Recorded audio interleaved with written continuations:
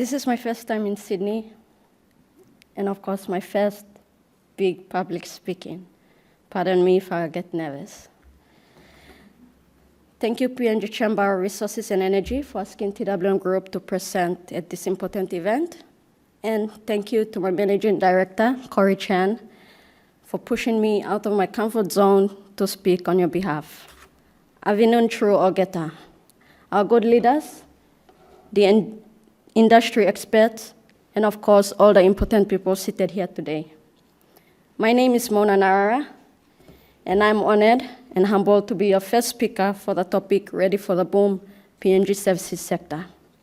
At TWM, we'd like to call it the wave, because the idea was born from a surfing trip, and we've been riding that wave ever since. So where we have come from as a business. Established in 2011, TWM started from very humble beginnings with just a 3-person workforce. At the back of the PNG LNG construction and project, the business has grown and expanded to about 200 employees with the country's first ever integrated waste management facility. It's 100% nationally owned. Our mission and purpose is about where we're headed as a growing business.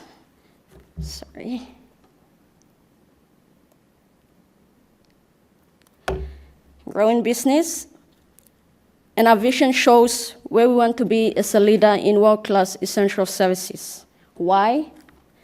Because we aim to create a better reality for our people, the environment, and our culture. And our values are what guides us and keeps us accountable so that as a business, we make the right decisions towards achieving that goal.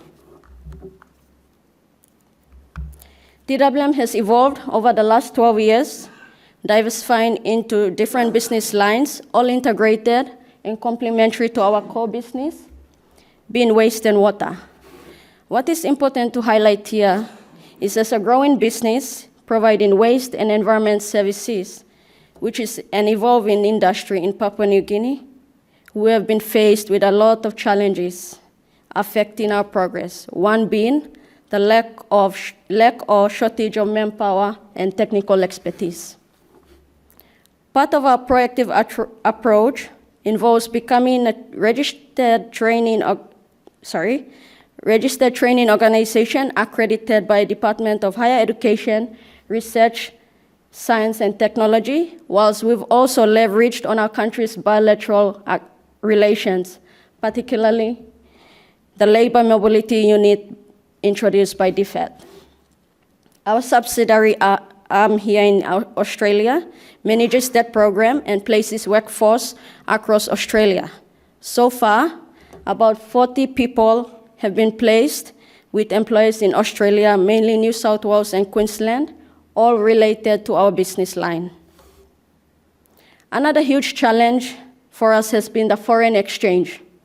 As said, the industry is a newly tapped into industry in Papua New Guinea, waste and environment services, and a lot of these technologies and equipment needed to facilitate the business are not readily available in country. The availability of foreign exchange has been a huge setback, affecting our procurement and operations.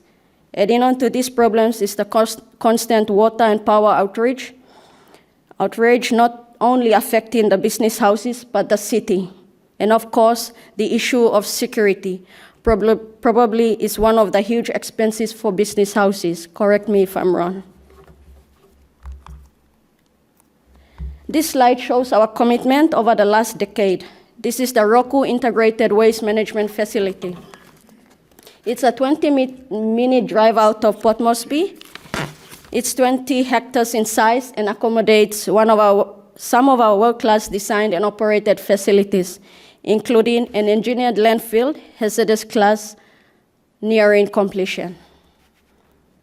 We believe we're a strategic location because we are near the 2 commercial wharves, AES and Motucare, and Roku is an industrial zone, and we are close to one of our biggest clients, the PNG LNG site. Under our core business, we manage general waste, medical waste, quarantine waste, hazardous waste, waste oil, which we export overseas to our partners in Australia, as well as liquid waste, including sludge and wastewater. Our industrial services include shutdowns, maintenance, and industrial cleaning and commissioning. Our recent project was the massive cleaning of 8 vessels at LNGP site. LNGP site closed out with 0 incidents under the planned budget and 13 days ahead of schedule. Sorry, that was just covered. In a nutshell, we are about supporting the bigger picture to create a better reality for our people, environment, and culture through meeting deliverables under both our business and national goals. We are confident we show this commitment and trust to our clients and partners through our accreditations, our involvement in legislative reforms from a private sector perspective, specifically the draft National Waste Management Policy and capacity building workshop for Basel, Rotterdam, and Stockholm conventions, renewable initiatives, and our continuous investment in world-class designed and operated facilities. Ladies and gentlemen, TWM Group is the only waste management company to hold a Level 3 environment permit in Papua New Guinea. We have heard about companies like TWM and everyone who have been contributing to building the service sector and our economy through continuous investment. These people have laid the groundwork, the foundation for our moving forward. However, we need to still ask, are we ready for this wave? I apologize if in any way I'll deny the years of hard work by everyone who have played their part to contribute to improve the access to services.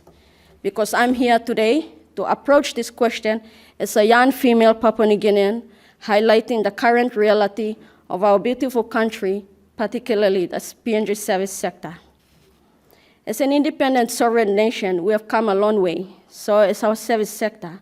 But isn't it obvious that a lot of issues are hindering the maximization of our service outputs, in turn our preparedness for the next wave? 1, education. Educational development of people determines a country's economic performance. Thank you to the tuition-free policy, the enrollment rate of students has increased. But are we doing enough in terms of capacity? Just a month ago, on the education news, from 31,252 grade 12 students who set the upper secondary school certificate exams, only 18,900 will secure spaces in tertiary institutions, leaving 12,352 on the wayside. The HES acting secretary said the quota has increased by almost 4,000 over the last 5 years. He also mentioned we are increasing the quota slowly, but to increase it, we need to build more classrooms, dormitories, have more qualified lecturers, big dining facilities, enough staff houses, and secure funding to pay lecturers. Financial services. Access to financial services is a key growth of the SME sector. In 2020, the government allocated $200 million for loan to help small businesses struggling in the wake of the global pandemic. The money was to be loaned out at a competitive rate to SMEs in need as subsidized business loans. The World Bank reports say the biggest constraint has been difficulty in accessing these funds, which SMEs have been vocal about. The relevant financial service providers are not doing much to reach the wider population, and their requirements make it almost impossible to access these funds because many of the SMEs don't have the equity. Law and order. After all, operating as a society or an industry depends on peace and order. Law and order issue-related stories of our country have hit the regional headlines, sending crosswaves across the country. People simply fear and have no respect for law enforcement. Whilst we lack the manpower at this stage, who can do their jobs respecting human rights and the laws of the nation. We simply don't feel safe anymore in our own land. Health services. Basic public health services have been accessible thanks to our successive governments. But again, what we have, is it enough to cater for our growing population? Do we have the technology facilities to treat illnesses that can be treated? World Bank reports 2021, there were 0.5 nurses and midwives per 1,000 people in Papua New Guinea, shortage of drugs, lack of health services in remote areas of Papua New Guinea, and our deteriorating land health infrastructures. What could be more important than a healthy community? Electricity. Per capita, PNG is one of the least electrified countries. Just 13% of the 8 million citizens have access to power. Most of them are in urban centers. Lifting electricity has been identified as one of the key goals of the country's development strategic plan. Launched in 2010, the policy called for 70% of the country's people to be connected to electricity within 20 years. In 2019, Lowell Institute stated that access to electricity is estimated to have grown by only 3.4% in total since the 2010 goal was set, and the interim target of lifting total access to 33% as part of the 2022 medium-term development plan is well behind schedule. Last and not the least, waste management. Research conducted by National Statistics Office confirms solid waste management is a neglected area in Papua New Guinea. There have been only few awareness programs or initiatives on waste management, no regulatory framework or legislation on solid waste management, and a lack of adequate support in terms of funding and resources. The waste management authorities in both cities used the 1973 Public Health Act, 2000 Environment Act, and their own bylaws to enforce waste management and with minimal compliance and no performance monitoring. We can learn from the Panguna experience. The mine caused devastating environmental issues on the island and was responsible for poisoning the entire length of Jaba River. The mining at Panguna led to direct discharge of tailings into tributaries of the Jaba River. This wave or boom will come and go. PNG needs a framework to protect its socio-economic and environmental interests.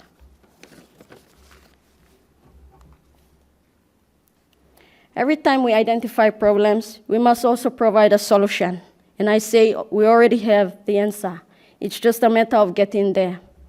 You are given the answer when the slogan, "Everybody that matters," at the same time, same place, promoting investment was created. We are ready only when we have everyone that matters, the government, the service providers, institutions, and more importantly, the people moving forward together. My good people, we are ready when our education system and development pathways can cater for our growing population, producing human resource that can enter the workforce with a competitive nature. We are ready when we make our streets safe again, restore trust back into the law and order system, and give back people's freedom of participation and opinion. We are ready when we have constant and reliable water and power supplies, not only in the cities, but also connected to outside areas of Papua New Guinea. We are ready when people don't have to walk miles, cross rivers, climb mountains to get to a health center. We are ready when our national policies reflect the current trends, the best interest of the state and the people, and be on par with the international community. How can we operate or be competitive on the international stage if we operate on outdated laws? We all need bigger boards, fins to provide stability and performance, leash to keep us steady, and get the grip to prevent us from slipping off. We need to learn how to swim so that when we fall, we get back up. Our country is blessed with different natural resources. While some regions are known for coffee, cocoa, or copra, others are abundant in marine resources. Not everyone has oil and gas. Making decisions that represents the best interest of the majority, not just of one person, That to me is achieving everybody that met us at the same place, at the same time, in turn promoting an investment-friendly environment.